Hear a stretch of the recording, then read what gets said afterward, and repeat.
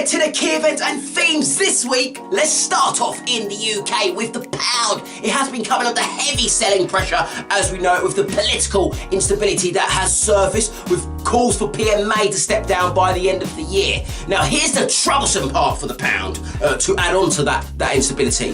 The front runner to replace Theresa May could very much be Boris Johnson.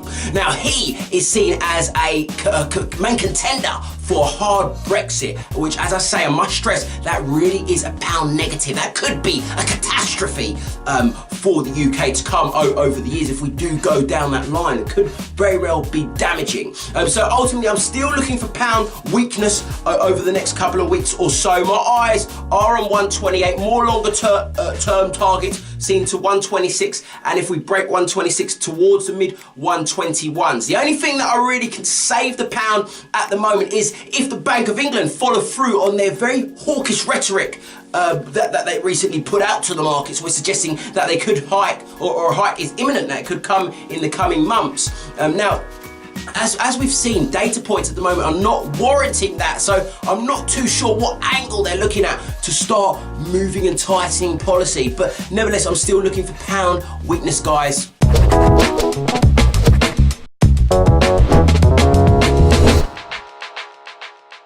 Looking over in the United States, we do have the FOMC, their minutes of their last meeting, looking for them to continue to hold that shift in tone in terms of wanting to push forward with tightening of policy. So I can't see anything but a dollar strengthening on the back of these minutes, with firm indications of rate hikes to come. And it does look like the markets are very much pricing this in, these moves from the Federal Reserve at the end of the year and also throughout 2018, this rates hiking cycle. And we've seen that indicated by a couple of Fed members in recent rhetoric. In terms of data points this week, we do have retail sales data. Now, we have recently seen car sales really picking up, and that's on the back of the post-hurricane demand. So essentially, replacements, people replacing their damaged items, unfortunately, and we're looking for that to filter through for the general retail sales number, for there to be a big bounce back there, and see expectations are for around 0.9 to 1%. Now, if that is the case, that should see some dollar bulls continue to take some ground for the US dollar across the board. And separately, we do have inflation data in the form of PPIs and CPIs. But as we know, the Fed are disregarding pretty much low inflation for the time being, noting that they cannot let them stop them from their current rate tightening or their rate hikes, the tightening of policy. So essentially, either way, it seems like a win-win for dollar bulls in my view.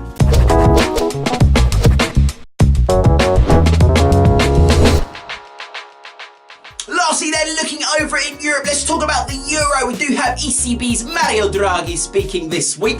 As markets, we were looking for further indications that essentially they're not going to be tightening or winding down of QE this year. As we've seen in their recent rhetoric, in their minutes of their last meeting, suggestions are for that to be for next year, which is a bit of a letdown, but perhaps Mr. Draghi could provide some clarity. We've seen euro dollar falling since the start of September, when it printed those highs back towards 120.90.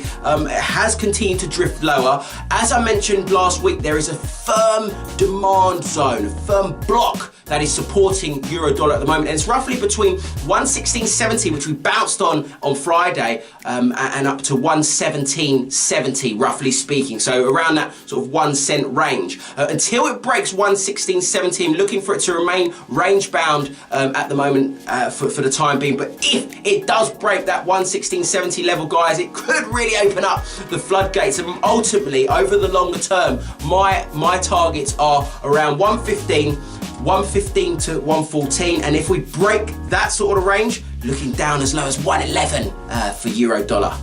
So other than that, that's it from me. I hope you have a smashing trading week. Thank you very much.